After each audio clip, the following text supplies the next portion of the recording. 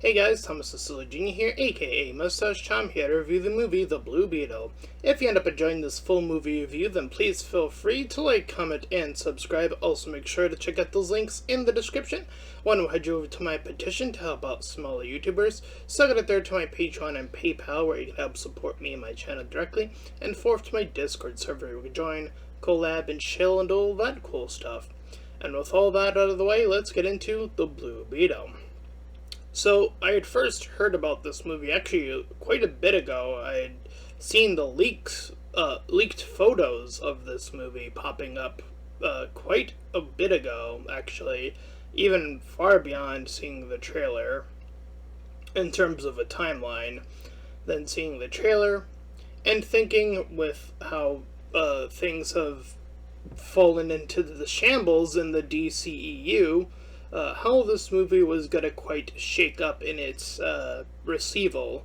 That being that it was probably something that was initially supposed to be a part of the DCEU, but now with considerations of a reboot, where this movie lies is a huge question mark on whether or not that means anything, or if this movie means anything, or if it's going to have any effect on the rest of this rebooted DCU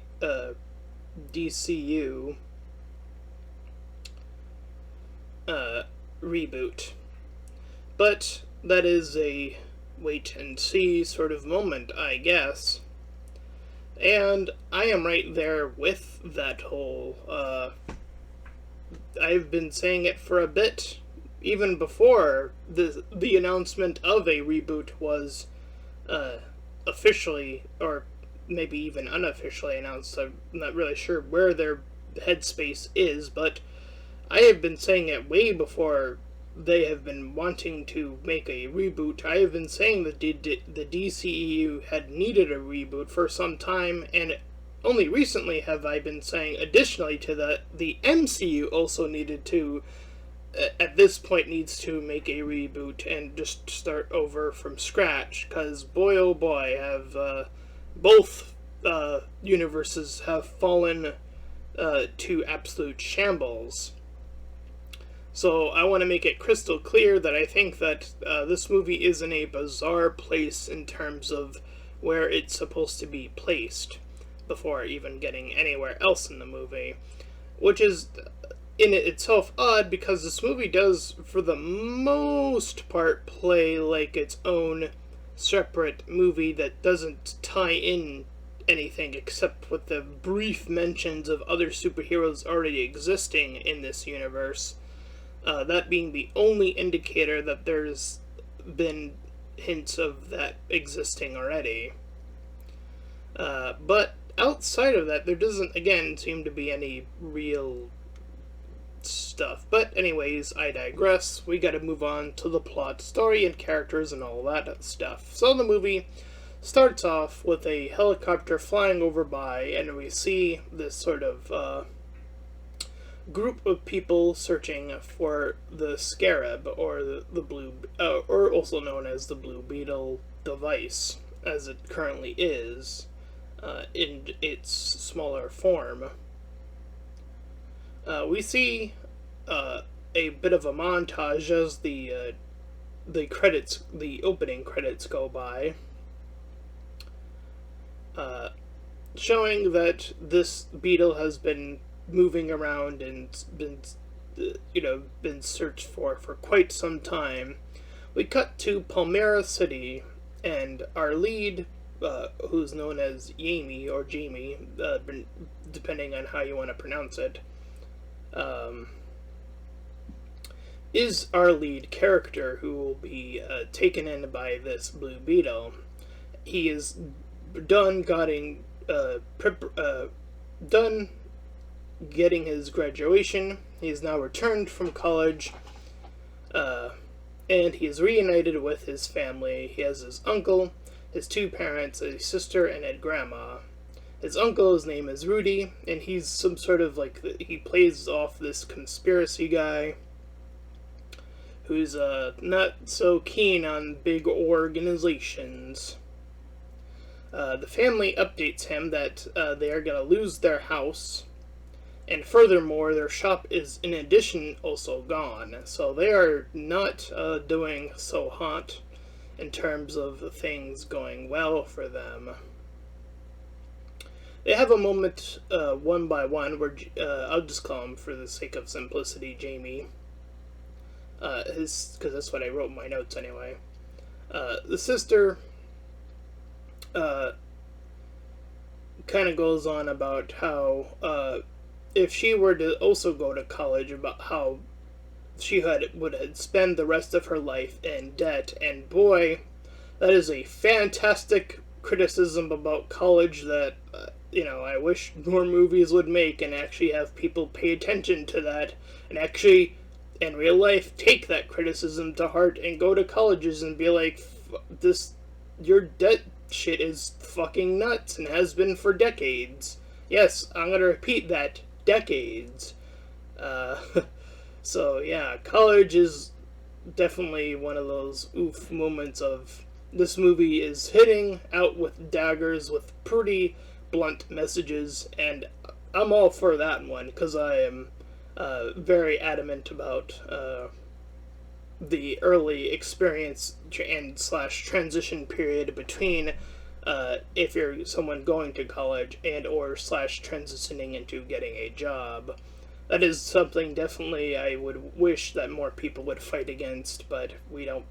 Again, so I'm glad that we have a movie actually addressing this issue again, because boy, has that been warranted for, I feel like, a while now.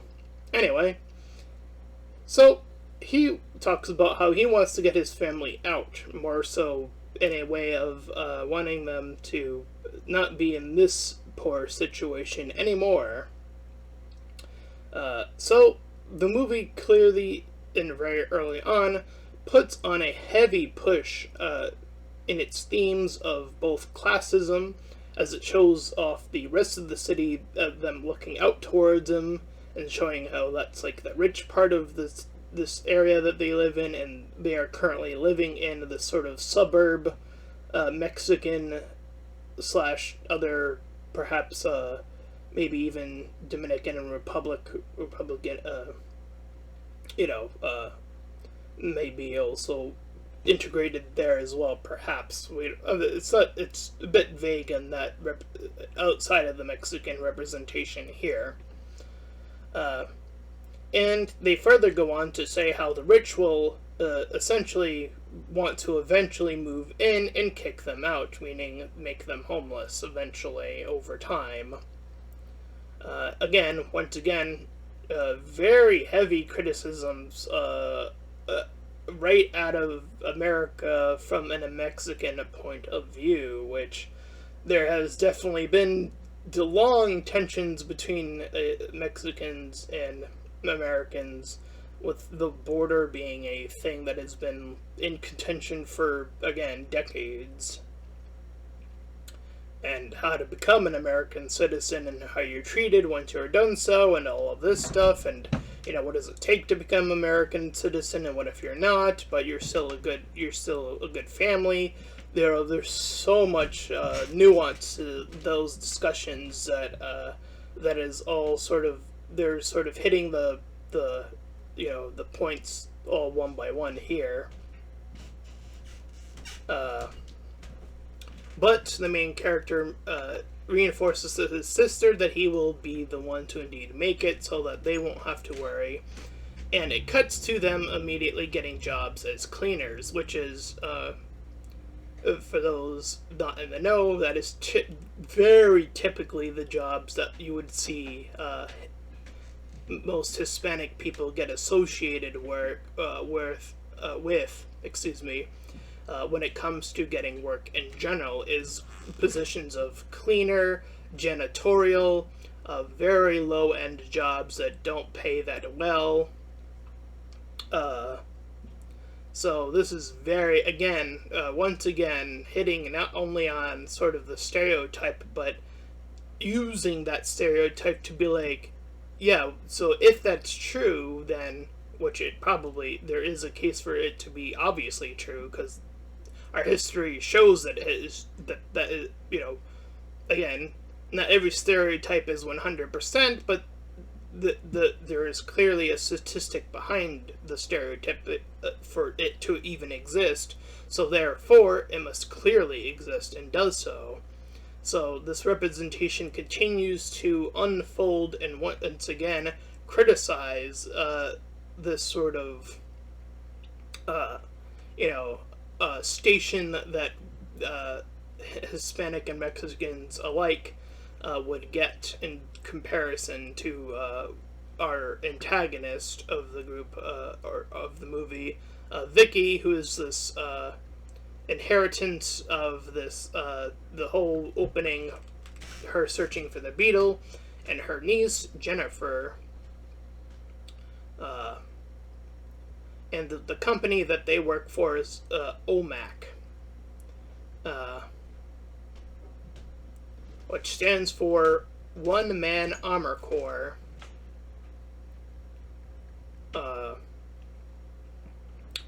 So essentially creating a army-like situation using funding to utilize America's top,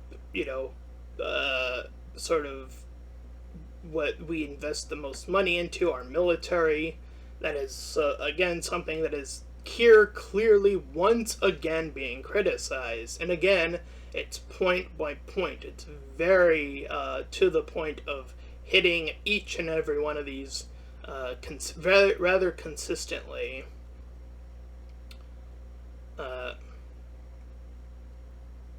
So Jamie overhears Vicky as she's going off on her niece, as she's putting up some resistance and wanting to be a part of this whole affair.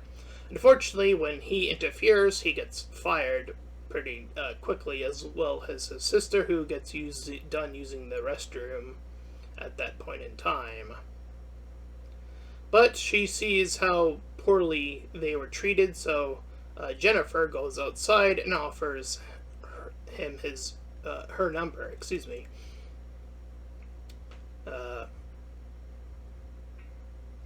And this is the first indication that he has a very clear insta crush on her as well. But he's back in his room, and he has a moment with his dad, and his dad talks about essentially their journey, about how leaving was actually sort of an easy step in comparison to the dad's journey, which had been set up as this rigorous, non-stop work grind, not because he wanted to, but because he had to be that family man. He had to double down on those efforts, and that is definitely something that I think that goes beyond Hispanic families, but black families as well, as descendants of slavery and stuff like that, and wanting to once that was dealt with in the the grand scheme of things, how the remnants of that still left a lot of black people, descendants, to work. They felt that pressure, because of that societal pressure to double down on the work. You gotta put on your bootstraps. You gotta reinforce the big American values, because that pressure, once you slip up, that's it. You're no second chances, etc., etc. And it's a very reminiscent line between those two. That's very historically accurate, of course. So, going to his job interview, he sends his text to say, like, hey, I'm coming over to, get this job, the job she offered. So the family sees him off. They do their whole embarrassing thing. They're clearly doing that on purpose every single time. And they know. It's one of those things where you can clearly see they all know, but they're doing it anyway. So once he approaches, we get our next hit on sort of assuming stuff. Once he approaches the the excuse me, once he approaches the counter and the lady working there, the receptionist, she assumes that he's just already working there, uh, and as, spoiler alert, a cleaner, because of course that would be the assumption made by someone who just looks at you, someone of that skin color, and just assumes, like, oh, like, just like, very very brutal hit once again. Just this movie is very relentless on criticizing uh, sort of America's history, and I'm all for it, because this is all very much well deserved and should be recognized as something. Like, don't forget, like, America's history is fucked. Like, do not question that. Don't be lied to and thinking, like, and be told, like, oh, whatever, America's history. America was fucked up. Spoiler alert.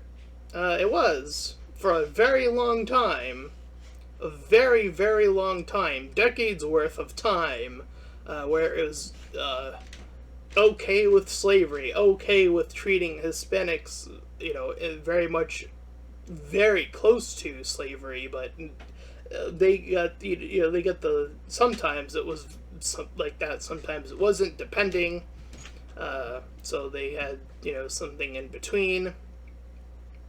So yeah, again, hitting on all fronts, and establishing all of that time and time again. Meanwhile, Jennifer has been looking around. She grabs the blue beetle, the actual object. It's assumed that they had found it at some point and brought it to this facility, I guess, from the opening to now, since it's in this facility. She takes it, and we have a security guard who works there. He's also Hispanic, worth pointing that out now, since he will come into the plot later on. And he openly calls for security once he discovers that the blue beetle has been taken, and he prompts everything to be shut down.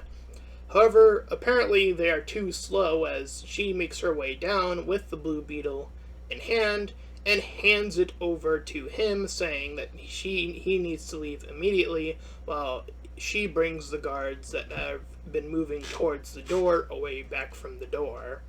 And there was no one already at the door, like a security, or like, just at the door, which you would assume there would be, but fuck it, I guess the rest of the movie needs to happen. But there's the criticism, is that this is way too easy for him to get out. Anyways, the family taught him to open the item in question, and indeed he does so, and it ends up back in his hands after the family messes with it a bit here. And once it does so, it attaches to him, and the coolest scene in probably the entire movie is the initial transformation from him transforming into the blue beetle, where it latches onto the roof, and it shows him transforming, and it actually looks pretty decent here, all things considered.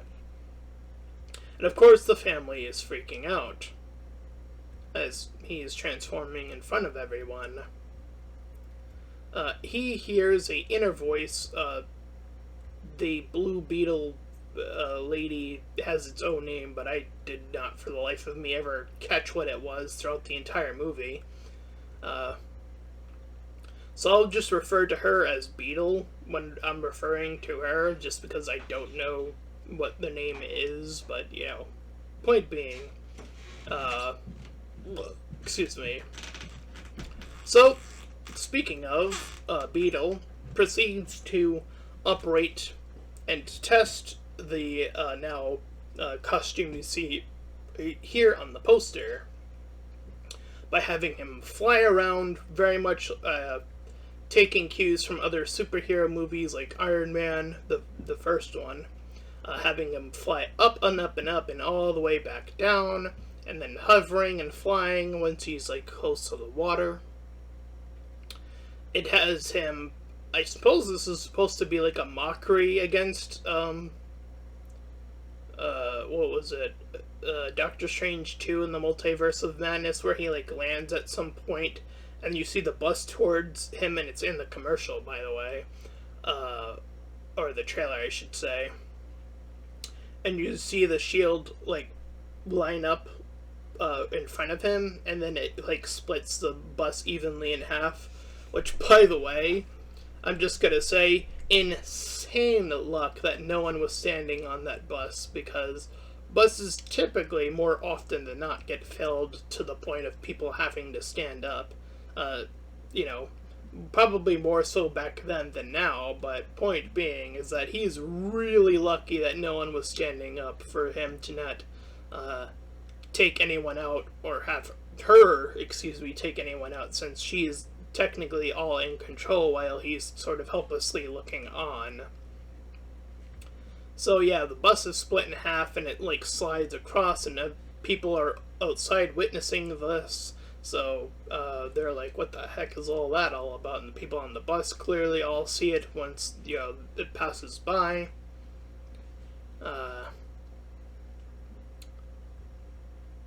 So he eventually lands back in his house at some point after a few more flight checks. And once he wakes up in the nude, since it like incorporates or eats his clothes or whatever, however that functions, I guess, he freaks out seeing his inner back still having that like the blue pop in the back, or like and Rudy says to not call the cops out of fear that they're in the pocket of the big organization, as well as, since, and this is what the movie establishes, it seems like they're a nice family, but the parents, I'm assuming, don't have their papers based off of how Rudy is responding here in this scene. Seems to be the case, is that they don't currently actually have papers, but they're a nice family, so it'd be a shame if, again, with nuance, you gotta be like, well, you don't want them to get kicked out, right? Meanwhile, Jenny gets in a vehicle, joining someone else, I believe her, as I think he like got there at some point, but anyway, the movie kind of jumps ahead with it at any rate. But point is that the organization is willing to kill both of them here and now, so they are both quite in a bad place. So he brings her to the rest of the family, and the father, while everyone's freaking out, the father is the one to sort of bring a calmness to the rest of the family, sort of bring them back into a reserve of sorts. Meanwhile, the organization called the Cord building is where they need to get back to if they want to potentially, according to Jenny here, remove him from the Beetle, is what they assume they can do currently. Meanwhile, we see that Woody is going to get ready to work on something. We then cut to a very short party where we meet our antagonist's partner in crime, Carapax, or however you pronounce his name. I'll just call him that because that's what I wrote in my notes. It is shown off as Vicky. He already has a device as well, and we are told that he was far more broken and Vicky was the one who essentially like built him back up. We see him with the metal arm and the thing on his back as well. His transformation is more of a robotic form rather than alien. Puts on the device. And then we see what Rudy's work has done. It hacks Cord's sort of key recording area and reverses it into this show. So this allows Jennifer to grab the key. And Carapax sees that Jamie's there, so he charges at Jamie with intent to kill currently also. And he also transforms in battle, so they are both on even footing here, or close to it anyways. So, once again, Beetle takes control over the fight, seeing how he's not doing so hot on his own accord. And Carapax continues to try to stop him, while he makes his way to Rudy, and then Rudy, while in a vehicle, knocks Carapax out, allowing him to save his son, or sorry, not son, but nephew. Excuse me, I was trying to think of the word real quick there. Anyway. So, we learn that when they are in the facility, that him and the Beetle are indeed forming a closer to a symbiotic relationship, sort of like a Venom and that sort of ordeal. But with well, actually, yeah, like Venom, so, whoops. That was even... I was about to say, but not alien-like, but I was like, oh yeah, Venom's also an alien, so yeah, it actually fits really well. Anyway, Jenny brings them... Sorry, I said Jennifer last time. Jenny brings them to this hidden base in this mansion where her father used to facilitate, and they learn here that he was the former Blue Beetle, and she already had some of his tech. So, it's just some more of a formality where a father figure took over instead of her, and Vicky was sort of on top of that too. So she now runs the company. So it's sort of like it would be hers if she was not in the picture. Essentially, is kind of what they're going for here. While they're in the space, we get I'm not sure if this was meant to be a great joke or even a remote joke. I heard one other review mention this, but I kind of tilted my head when I heard it when Rudy calls Batman a fascist. It's like, why is this word coming up more and more in movie scripts now? It's like, first Barbie, now this, and Batman being a fascist? It's like, I'm not sure you really know a lot about Batman. I would probably argue that a vigilante is very far from a fascist in terms of essentially almost everything. But whatever. I was trying to like think in my head, was like, was that supposed to be a part of his conspiracy brain going off, or did he really believe that in accordance to something? Again, the joke, it doesn't quite land as strongly as it should, I don't think, necessarily so, if it's meant to be a joke. Not a strong one by any means, but whatever. Anyway, he looks at one of his scars that he received in battle, and he sees that the tissue is starting to heal over. That is how strong the Blue Beetle has formed a connection with him that is now healing his skin. So, it's very clear that there is a tight-knit sort of connection here. She then talks to him about how she lost her own mom in junction with all of this some time ago. And after loss and connection and their already sort of attraction to each other. They almost kiss, but of course, with this being a movie that's not quite over, they get interrupted by Rudy. Uh, and indeed, he reinforces the information, uh, and indeed, it is now confirmed that the connection is already so binding that the only way that the beetle will be removed is if he dies. So he's freaking out. He goes off on his own. Rudy joins him, gives him a little pep talk. He talks about how life, and again, reinforcing what we've been hearing throughout the movie, that life will hit, in particular, will hit, you know, Hispanic and Mexican people with a lot more curveballs than, typically.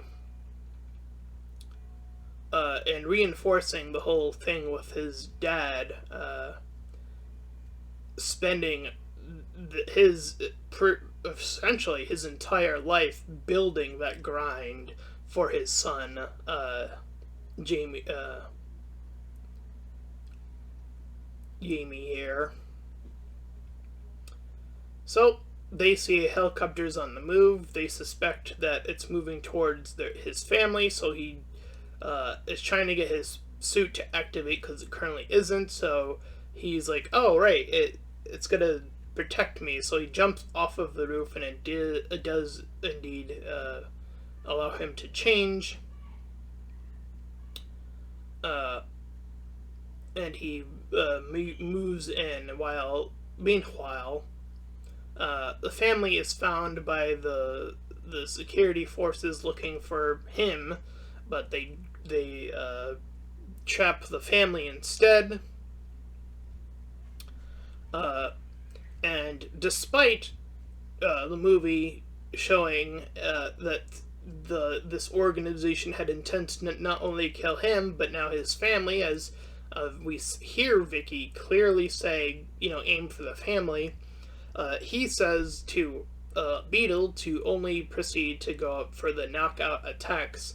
Thus, he's given some sort of this buffer, like blast attack that will knock people out instead of outright kill them. And when he's sort of finagling his way through this battle, he's warned about his family, so now the Beetle's like, yes, connecting in that way too, is like, I'll warn you about your family too, because, I'm invested in that too as well. So he makes his way back. Unfortunately, due to the wide lens of commotion happening from them being fired at and so on and so forth, and him shielding and attacking and all this stuff, Dad faces a heart attack. And as they were dragged out, by the way, their house, one thing that was dropped, let the house start to catch on fire. And indeed, the outcome of this whole ordeal is that he permanently loses his dad. And you would think that would be the breaking point for his character to go from, okay, I've been doing the self-defense thing up until this point. They have been relentlessly trying to kill me, but no. Sadly, the movie doesn't persist him in that way at any point further in the movie, and I think that's a perfectly valid criticism to point out, is like, there is a line you clearly need to cross at this point, because these people will not stop, very, very clearly. Knocking them out will not be enough. I am sorry, but that is just the truth at this point, with how relentless especially they have been shown to have been thus far. Anyway, so Jenny leads the rest of the family. Oh, and by the way, he gets captured. Blue Beetle with this purple grip thingamabob. And the family is then led into the base from Jenny, and they go into the Blue Beetle jet to proceed to rescue him. So now it's a rescue mission to rescue the main character, and now the family is going to become super powered or get a equal opportunity to show what they can do. We see that Nana was a fighter, and we saw it even in the trailers, her holding up that massive weapon that looks like she shouldn't be able to even hold it properly, but she's able to because of, I don't know. Um, and yeah, the family does indeed charge into the space with the Blue Beetle device vehicle that they're in. They fly in, and then they use a crawling mode. And the family, by the way, they get to kill people, and they do so.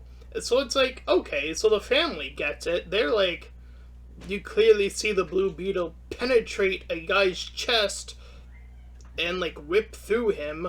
The Beetleborg does so, and it just like tosses him aside. So that guy's dead. And so more people, you see the grandma kill later on, or the Nana, excuse me, kill later on with the gun that you see her somehow being able to wield properly.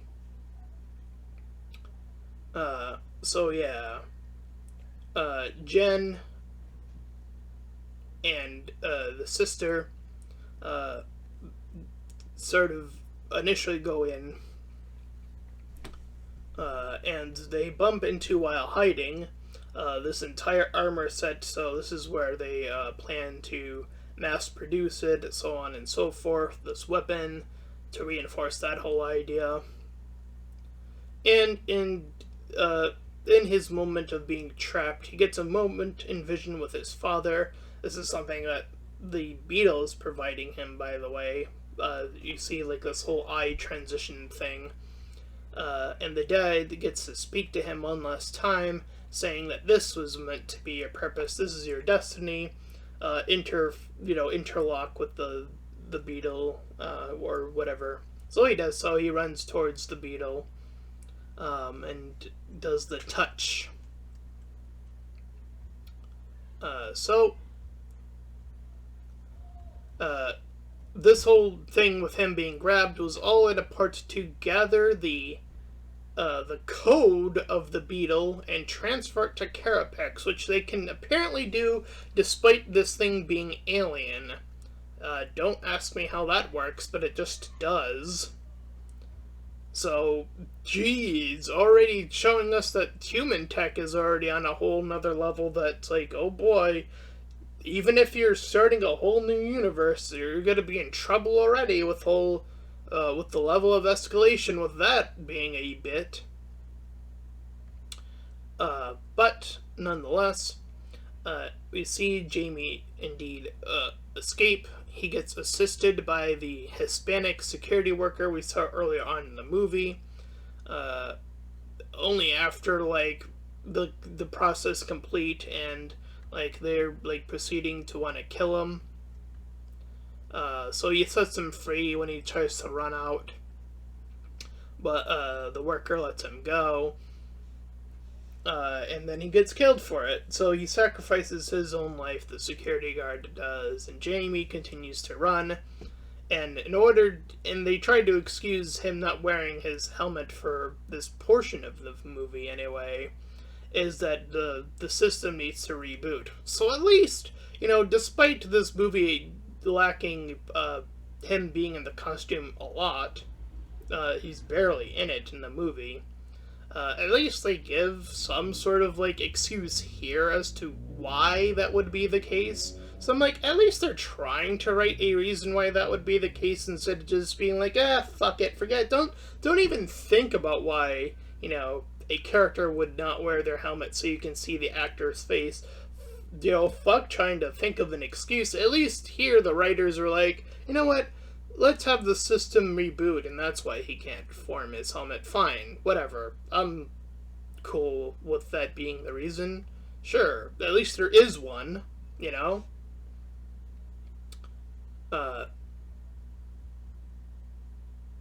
So, yeah. We see here is where Nana saves him directly, using the gun, killing people as I mentioned. However, we see Jenny is separated from the rest of them and is captured by Vicky. Uh, so the mom catches up with them and rages at them a little bit. Uh, and now we see that the beetle, interestingly enough, when it's responding to him, sometimes responds in Spanish. So that's an interesting little add on because I'm pretty sure, at least from other iterations of the Blue Beetle, at least from what I've seen, I don't think I've ever seen the Blue Beetle device or the alien creature actually inherent the language that its host is, which, if I remember correctly, the Blue Beetle's origin is that he is indeed, at least, I think he is Mexican, or at least Hispanic, or something along those lines. Um, but nonetheless, he fights back, um, and gets to his sister, so they are able to reunite. And Rudy is like working his way in. Unfortunately, Carapax isn't quite done and charges into uh, Jamie once more, who is still now getting his suit back in working order. He gets the helmet back on. He and his in his suit are now working in tandem. He forms what I can only explain from the trailer as like this cloud-sized blade. But Carapax clearly fights back. A bit of back and forth here in this little debacle of CGI. But Rudy prompts a distraction, which allows him to get the upper hand. Meanwhile, we see Jenny not take Vicky's offer to come back into the fold, as it were, and uses this gum that we were shown earlier from her. Particularly, she I guess she just took some to create this foam-like substance when she's done chewing it, and is able to make her way out of the helicopter that way. But speaking of not having the helmet for too long, though, Carapax starts to rip off the helmet. So it's like a cool, like, but it's not all the way. It's like split like this. So that's actually a pretty nifty way of like showing like, oh, he's actually in there currently though. So that was actually really cool. I think they should have did that a bit earlier, if anything. Um, to be like, we're actually going to have him in the costume a lot of the time instead of relying on CGI. I just think going practical is always a little bit cooler if he can manage to finagle it. And I get, there is going to be portions of CGI in a costume that's this elaborate. Obviously, I don't think that. I think that'd be ridiculous to be like, well, you could just create the whole costume in, realistic fashion. I'm not that crazy when it comes to CGI versus, realistic costume design or whatever. But, I think that you can strike a balance between the two that I think this movie does struggle with a little bit, particularly in certain sections, but whatever. I'm not a stickler. I'm not too heavy a stickler if you've noticed a lot of my reviews with heavy CGI. I just figure I'd mention it here because, again, they do show here in particular that there are times where he's clearly in a costume, especially, again, when he has the helmet, like, torn. So at that section, he's clearly in a suit. So, again, I gotta give props where props are due, obviously. But as he is raging out due to thinking he has lost Rudy, um, he kind of clearly goes to the level of wanting to kill here, but she's like, "Hey, you were the one said, don't kill," and stuff like that over and over again throughout the movie, and in fact, she can since. He too, Carapax has her code, by the way. This is how this functions, I guess, is that she was able to get into his mind and both of their minds simultaneously and show his background after this long, overdrawn battle sequence, in which we learn that he too was a part of. He used to live elsewhere, very clearly, and he was taken advantage of when his family was killed by the company, and he was like even a child soldier, so very manipulative and taken advantage of by Vicky. I guess it was this memory happening now is supposed to, I guess, indicate that he had lost this memory, question mark. And I think that the movie could have provided a little bit more earlier on to be like, he doesn't remember, where he comes from or anything of that nature. Because I don't think that was ever really well established at all. But here, where he's confronting Jamie when Jamie doesn't kill him at this point, says that no, because Carapax has been fighting off of this notion that his family makes him weak, but rather that is the very thing that makes him the strongest of the two between them. And indeed, Carapax, after seeing that memory, as well as being told this in combination, lets him go and proceeds to grab Vicky and walk into the fire and power up to the point that he would cause an explosion. So instead of flying away, Blue Beetle has him run, so you can get the close but not quite close enough jump into away from explosion into Beetleborg shot. So, very, very poorly done, obviously, is what I'm trying to get at there. And obviously the family hugs it out, and Jenny is allowed in the family huddle hug.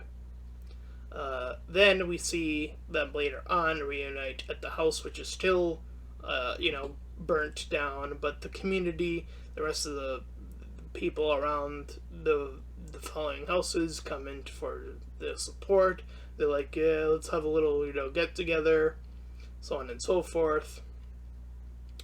We clearly see at this point in juncture in the movie that Jenny is now in full control of the company, and she moves away with Jamie to essentially be like, hey, want to go somewhere? He's the one prompting it. They finally get their kiss, and the family's there in the background being like, hey, boop, boop, boop, doing the whole messing with him again bit. So they kept that rather consistent throughout the movie. And gives her a lift, and they're off.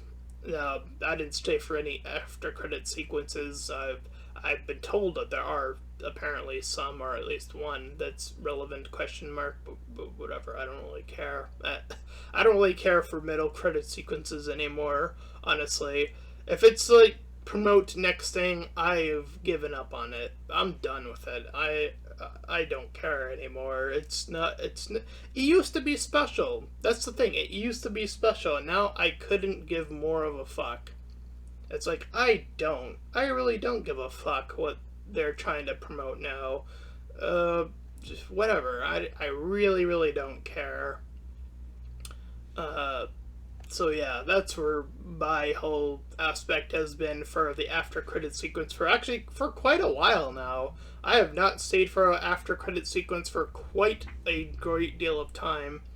But in terms of this movie, I do think that there are parts that are definitely strong. I definitely enjoy seeing this deep and heavy criticism and warranted criticisms from their perspective on how things are and have been for in particular this Mexican family and other immigrants in general, how there is this constant struggle and how this alien life form once taken a part of their life due to an oversight and getting a chance at, even getting that chance of getting that job due to, circumstance, is what thing made matters almost essentially worse. But then he had to fight, learn to fight with it and learn to embrace it rather than be all like, oh, I don't know what's going on. So I'm gonna disagree. I did hear one review before uh, taking this movie on, and uh, the criticism there is that he it took him way too long to gain confidence, and I'm actually gonna pull back against that criticism. I actually think that uh, the time in which he flips to uh, be in unison, though short, I do think that that is a great portion of time to have him gain that level. I just would have liked the alignment to be in accordance with his morals, as into, how to defend his family against this consistent threat that is clearly non stopping, while the family is clearly having no issue with killing. He seemingly doesn't have, he seemingly doesn't want to kill anyone.